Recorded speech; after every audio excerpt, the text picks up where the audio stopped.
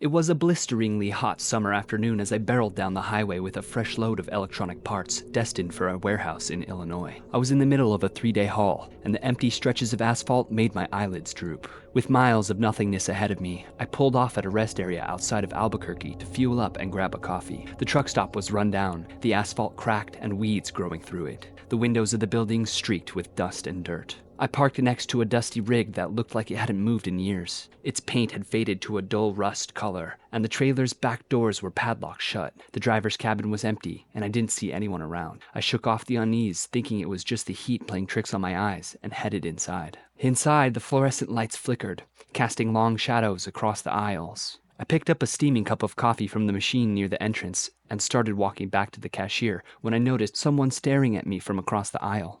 He was a lanky man with sunken eyes and an unsettling grin. He was wearing a black hoodie, despite the sweltering heat. His head tilted slightly as he watched me, and I couldn't help but feel his eyes boring into me. He seemed too close for comfort. Trying not to show my unease, I turned and headed for the exit. But as I passed the windows, I saw his reflection following me out of the store. I rushed to my truck and jumped in, quickly locking the doors behind me. I glanced back through the side mirrors and saw him slowly approaching my rig, his grin widening with every step. I threw the truck into gear and peeled out of the lot, sending gravel flying. In the side mirrors, I saw the lanky figure standing by the rusty truck, still grinning, his teeth chilling white against the dusky air. The adrenaline from the encounter got me a good 200 miles down the road before I finally let myself relax. But just as I was easing back into my seat, my CB radio crackled to life with static.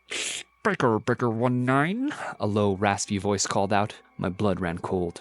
It was the same voice I'd heard whispering into my ear every time I looked into that lanky man's eyes. You didn't think you could outrun me, did you, driver? I checked the road ahead of me, then quickly glanced at the side mirrors. In the distance, I saw headlights emerging from the horizon, and the unmistakable outline of a rusty rig was closing in on me. It was the same truck from the rest stop. My heartbeat thundered in my chest. I pushed the pedal to the floor, desperate to put more distance between me and the nightmare following close behind.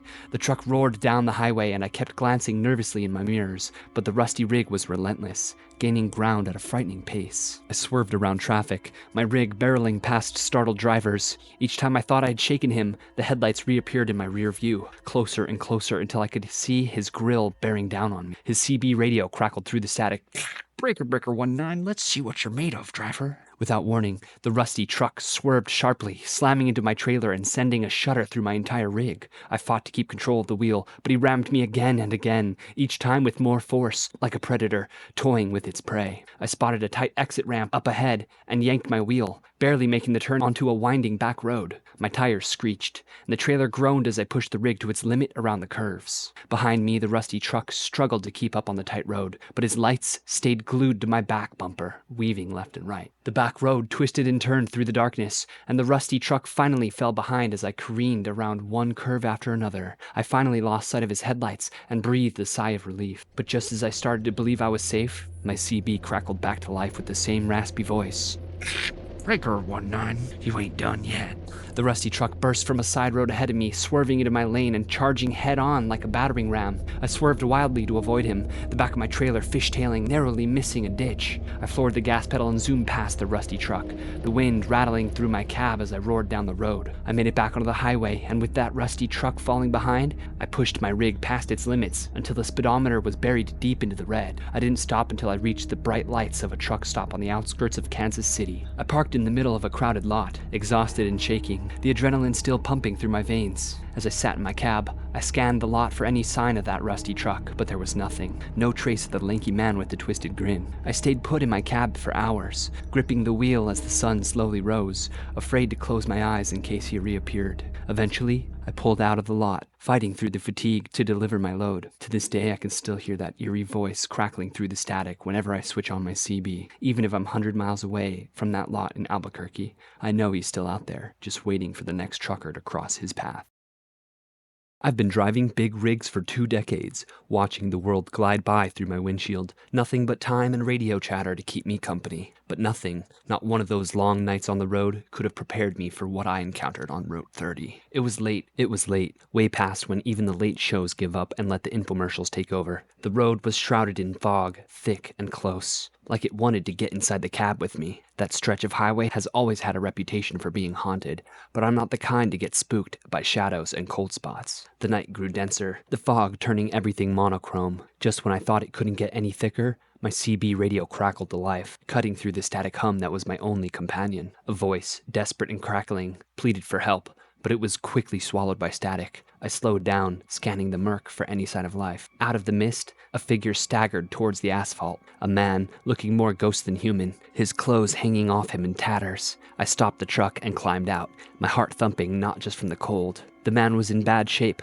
Panicked and out of breath, he mumbled about something chasing him, something in the fog. I glanced around, squinting to make out any movement in the swirling white. There was a sense of something out there, a presence that something didn't feel right, an oppressive, watching feeling. I helped him up, and we both jumped into the cab. I didn't waste time. I hit the gas hard, the tires slipping a bit on the damp road as we pulled away. In the mirrors, I thought I saw something move, a darker patch of night that seemed too solid, too intentional, but I didn't stop to make sure. We drove in silence, the man curled up in the seat, his eyes wide, watching the road behind us as if he expected something to materialize from the fog. When we reached the next town, he got out at the gas station, his thanks a mere whisper, his eyes still haunted. I've driven many roads since then, but I avoid Route 30 when the fog rolls in. There's something about the way the mist clings a little too closely, how the silence feels a little too heavy. Maybe it's just the echoes of that night, or maybe it's something else, lurking just out of sight, waiting in the dense, white fog. I've always found solace on the open road, the endless asphalt under my 18-wheeler like a black river flowing beneath the moonlight. But that night, driving through the mountain passes of West Virginia with a full load and a storm brewing, I was far from peaceful. Lightning split the sky, illuminating the road in stark, fleeting flashes as the first raindrops hit my windshield, thick as oil. The wind was a living thing, angry and howling, as if trying to pry my rig from the road with sheer brute force. I downshifted, the engine growling low, when the CB radio cracked to life, a panicked voice cutting through the static. "Shh! Anybody out there? This is Hammer Down Hank, and I'm in a mess of trouble." I grabbed the mic, my eyes flickering between the road and the radio. "This is Lone Wolf, Hank. What's your situation?" I shot back, the familiar handle a remnant from my early days of trucking. I've got bandits, Lone Wolf. Real-life highway robbers. They're on me tight." Hank's voice was nearly drowned out by another crack of thunder. I pressed the gas, my heart rate kicking up. Bandits were rare, but in these isolated parts not unheard of. I saw them before Hank mentioned his location. 2 black SUVs, no plates, riding dangerously close to a rig about a half-mile ahead. "Hang tight, Hank. I see you," I said, my grip tightening on the wheel. The storm was my cover and curse as I sped up, my truck's headlights cutting through the rain like swords. As I neared the scene, the bandits seemed to sense my approach, one of them peeling off to intercept. The SUV swerved into my lane, the shadow of a man in the passenger seat leveling what looked like a rifle at me. Adrenaline surged, my instincts taking over. I veered left, narrowly avoiding a shot that echoed over the roar of the storm. The bandit's vehicle was fast, but my rig was a beast built for endurance. I slammed the accelerator, pushing it to its limits. The chase was on, the highway a blur, when suddenly a sharp curve appeared, signposted only by a flicker of a lightning-struck tree. I handled my truck like it was part of me, swinging wide, then cutting in sharp. The trailer swinging out like a giant's arm. It clipped the bandit's SUV, a screech of metal on metal piercing the night. The bandit lost control, skidding into the railing as I thundered past. In my mirror, I saw the other SUV stop to assist, giving me and Hank a chance to put some distance between us. "You still with me, Hank?" I barked into the radio, my voice steady despite the pounding of my heart. "Still kicking, Lone Wolf, thanks to you," Hank replied, relief palpable in his tone. But our relief was short-lived. The road ahead was blocked by fallen trees. No doubt another of the bandits' traps. With no time to stop, I made a split-second decision. "Hold on," I shouted into the CB, gearing down and aiming for the smallest gap between the trunks. The impact was inevitable, but I managed to keep the rig mostly on course, splintering through the barrier with sheer momentum. Emerging from the other side, the storm seemed to celebrate our escape, the rain easing as the first hints of dawn tinged the horizon. We drove side by side in silence until the safety of our next truck stop, the night's events bonding us in the unique way only the road can. As the sun rose, casting light over what remained of the night's terrors, Hank clapped me on the back. "Lone Wolf, huh? More like guardian angel. I just nodded, watching the sunrise. It's just part of the job, I said. But we both knew it was more than that. It was the call of the road, the unspoken code amongst those who brave its lonely stretches. And as I climbed back into my cab, ready for the next load, the next town, the next challenge, I felt that call as strong as ever. What is going on, horror fans? Welcome back to the channel for another real-life experience that's sure to leave you shaken. Before we begin, let me just issue a warning. What you're about to hear isn't for the faint of heart. The story I'm about to recount still haunts me to this day with its sheer, unshakable dread. So get comfortable, turn off the lights, and let the fear consume you as I take you along on a nightmarish delivery run from my former job as a long-haul trucker. This particular job started out simple enough. I was given a last-minute overnight route taking me through the winding back roads of rural Montana. The load was a single, nondescript pallet, supposedly carrying automotive parts bound for a distribution facility off the interstate. A straightforward enough job, or so I thought. I hit the road around 11 p.m. after scanning in the cargo's barcode and sealing up the trailer as usual. The night was crystal clear as I merged onto the dark, lonely two-lane highway. A waxing crescent moon cast just enough light to silhouette the craggy mountains looming all around me as heaps of stars shimmered brilliantly overhead. After a couple hours into the seemingly endless sea of pines and valleys, an incredibly thick ground fog began insulating the road unnaturally fast. Within minutes, the usually reliable glow of my headlights was smothered, reducing visibility to just a few feet in front of the rig. Now, any truck driver worth their salt knows better than to blindly barrel through that kind of zero visibility fog. So I killed the engine, pulled over onto the shoulder to wait it out, resigning myself to a long, arduous delay. As the big rig's rumbling quieted into eerie stillness, I became enveloped by that dense wall of fog. An oppressive, womb-like hush fell over the cab to the point where even my own breathing seemed amplified. That's when it first started. The faintest of noises in the stillness, a soft tapping on the trailer. Or was it the cab? It was hard to pinpoint. I dismissed the sound as unmelted ice, or maybe branches scraping in the wind. But there was no wind. And this tapping soon transitioned to a persistent, erratic scratching and scrabbling, traveling all around the truck like a swarm of rabid rodents, frantically scurrying in chaotic patterns across every side, claws on metal. At this point, every hair stood on end as paralyzing dread took hold. I strained to pierce the fog with my gaze, but saw nothing in the suffocating grayness. The scratching grew louder, accompanied by a steady thud, like something heavy rhythmically slamming against the wall of the trailer just feet behind me. That's when I knew something was trying to get in. I hurled myself into the cab's sleeper berth, sealing the door as tremendous pounding reverberated through the whole rig as if under siege. With adrenaline coursing,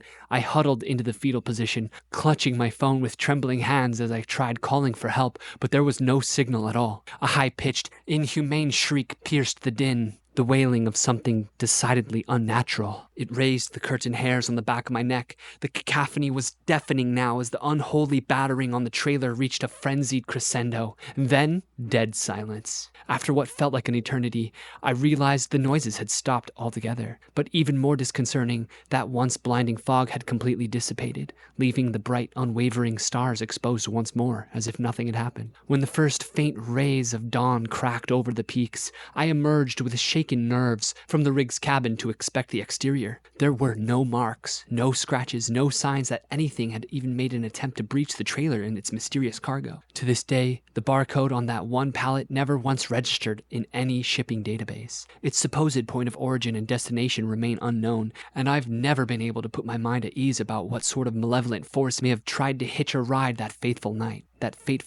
Was it some primordial evil laying in wait, sensing an opportunity when the unnatural fog descended? Or were my senses simply betraying me in the depths of that isolating darkness? Whatever malign presence I encountered, it felt ancient, hungry, as if those inhuman shrieks and frantic screechings were the plaintive wails of a monstrous entity, violently rebuked from entering our world. I shuddered at the thought of what terrors it hoped to unleash if it had managed to breach that trailer. In the weeks after that harrowing experience, I became consumed by insomnia and paranoia. Ordinary noises like tree branches scraping my roof would trigger cold sweats. Shadows took on sinister shape in the corners of my vision, and the questions wouldn't stop haunting me. What if I had ignored my instincts and opened up the trailer door in a moment of of bravery or stupidity? What nameless abomination would have come spilling forth from those unholy depths? Would I have been able to comprehend the sheer cosmic dread of glimpsing its true form? These agonizing thoughts swarmed through my mind night after night until I eventually made the decision to exit that line of work and this dimension for good. I pulled my rig into the transportation yard,